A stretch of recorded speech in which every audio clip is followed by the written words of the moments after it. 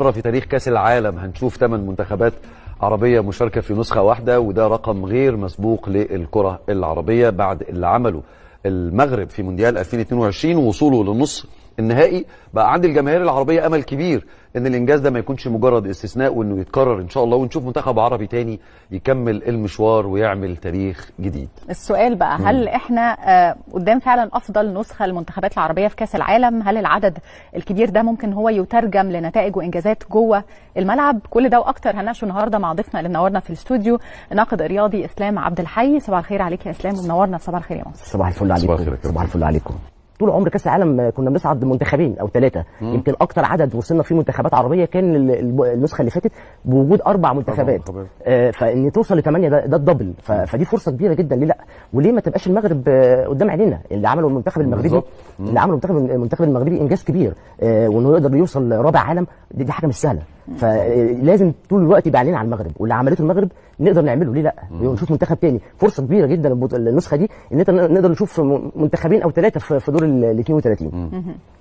احنا اتكلمنا على الاردن. طبعا الاردن هي وصيف كاس اسيا، وصيف كاس العرب، فمنتخب فعلا بنأمل ان هو تبقى مشاركته مشاركه مشرفه في مونديال 26. خلينا نروح للمغرب. انت طبعا لسه المغرب كنا بنتكلم عليها. المغرب عملت انجاز كبير جدا، طموحنا عالي كلنا كعرب بعد الانجاز. المغرب وصولها المركز طبعا الرابع عالميا.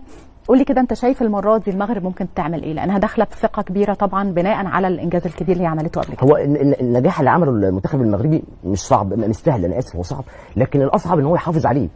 كله مستني يشوف المغرب هتعمل ايه. هل المغرب يعني كان الموضوع وليد صدفه او كان مره وخلاص، ولا لا ده هيكملوا؟ وانا من وجهه نظري لا، المغرب هتكمل، وهنشوف، وعلى الاقل هشوف المغرب في ال8 الكبار. دي وجهه نظري. بس مستواهم بعد كده تابعته، يعني الفتره اللي بعد طبعا كاس المونديال 22 والمركز الرابع، تابعت المستوى نزل شويه عن ما كان عليه في مونديال 22، ولكن يعني هل ممكن بس هو برضه هم في الاخر وصلوا نهائي افريقيا وهم خدوا البطوله. طبعا في لغط كبير حصل من الكاف ان البطوله كانت للسنغال، وفجاه لقينا صحينا لقينا البطوله للمغرب.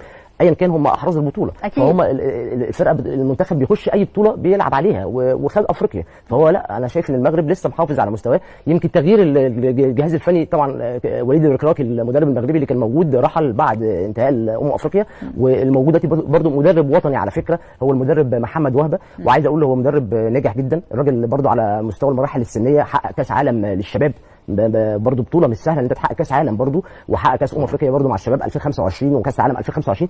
فهو في تخطيط. عايزين نقول المغرب طول الوقت بتخطط. الموضوع مش كده، مش صدفه. على جميع المراحل السنيه بياخدوا في شباب، بياخدوا ناشئين، افريقيا محليين، ناجحين في كل حاجه. فانا شايف ان هم هيكملوا، وشايف ان هي فرصه برضو المغرب ان هو يثبت ان هي مش صدفه، ومرشح قوي جدا على مستوى ال8 منتخبات العربيه انه يوصل لادوار بعيده. في اطار النقطه اللي اشارتها ياسمين، مساله مستوى المغرب، حضرتك تقصد ان المنتخبات مستواها في البطولات بيختلف عن شكل البطوله او حتى عن الفترات ما بين البطولات؟ هل ده هيخليني اسالك عن يعني مصر في كاس العالم، فرصها لحد فين وادائها ممكن يكون عامل ازاي في البطوله بعد الفتره اللي احنا شفناها اللي فاتت؟ شوف حضرتك كلامي ازاي عن المغرب، والواحد فخور فعلا بالمغرب واللي بتعمله. انا نفسي اشوف منتخبنا، لان احنا ما نقلش عن المغرب. محترفين، عندنا محترفين. يمكن طبعا قاعده المحترفين في المغرب اكبر بكتير. احنا بنشوف منتخب كامل من المغرب محترف. يمكن احنا محترفيننا يمكن صلاح، مرموش، شويه نشوف مصطفى محمد، وحتى مصطفى ما بقاش موجود. فاللي عايز اقوله ان فكره الاحتراف وفتح باب الاحتراف بيفرق جدا جدا جدا مع المنتخبات. واتمنى ان احنا يبقى عندنا حاجه في مصر تفرض على الانديه ان لما يجي لك عقد احتراف لاي لاعب حتى لو اقل من 20 سنه انك تسمح له، مش لازم تطالب بمبالغ كبيره وانك تغالي في طلباتك الماديه. ده بيصعب، لكن لما تطلب لعيب صغير مثلا 5 مليون دولار، طب ما هو انا كنادي اوروبي هروح اجيب من اوروبا عادي، مش هروح اجيب لعيب صغير بالمبلغ ده. فاتمنى ان الانديه المصريه واتمنى من اتحاد الكوره يبقى يفرض حاجه على الانديه ان تسمح بفتح باب الاحتراف اكتر من كده. طب هسالك سؤال صعب شويه. مين اللاعب العربي اللي تتوقع ان هو ممكن نجم يبقى احد نجوم البطوله؟ بلاش اقول نجم البطوله عشان تبقى يعني والله في لعيبه كتير.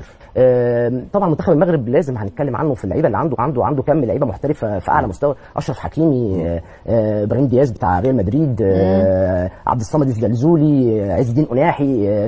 يعني حدث ولا حرج. يعني هنتكلم كتير قوي عن المغرب الصراحه، وانا بفضل احطها مرشح اول في المنتخبات ال8 ان هي توصل لابعد مدى. يعني هنرجع ونقول المغرب كان عندهم مشروع بصراحه بداوه من الصغيرين، بداوا يركزوا في كل حاجه في الكوره علشان يوصلوا اللي هو فيه. يعني اللي هو فيه دلوقتي ده مجهود لسنين طويله قوي شافوا الثغره اللي عندهم كانت فين واشتغلوا عليها، وقدروا ان هم مع الوقت يشتغلوا على كل التحديات اللي كانت موجوده. المغرب عندها جيل واثنين وثلاثه واربعه، يعني ده اللي انا كنت بقول في اول حلقه ان احنا المغرب محضر اجيال للمستقبل. الراجل مش هم مش معتمدين على الكبار مثلا، او احنا عندنا 5 6 10 11 محترف نشتغل عليهم بس، لا هو شغال من المراحل السنيه اللي تحت، وده اهم حاجه في ان انت تبني اجيال للمنتخب او لبلدك، ان انت لازم تركز في كل الاعمار السنيه، والناس حققت بطولات على مستوى الناشئين والشباب والكبار، فهم شغالين. ده اللي انا نفسي يحصل في مصر، ان احنا نبدا نبص على نظره للعيبه الصغيره، وان احنا نفتح باب الاحتراف. اتمنى نفتح باب الاحتراف، افضل اقولها، الموضوع ده مهم جدا جدا انت جدا. تفتح باب الاحتراف وتفتح بقى كمان تبدا تدور في الناشئين عشان يبقى عندك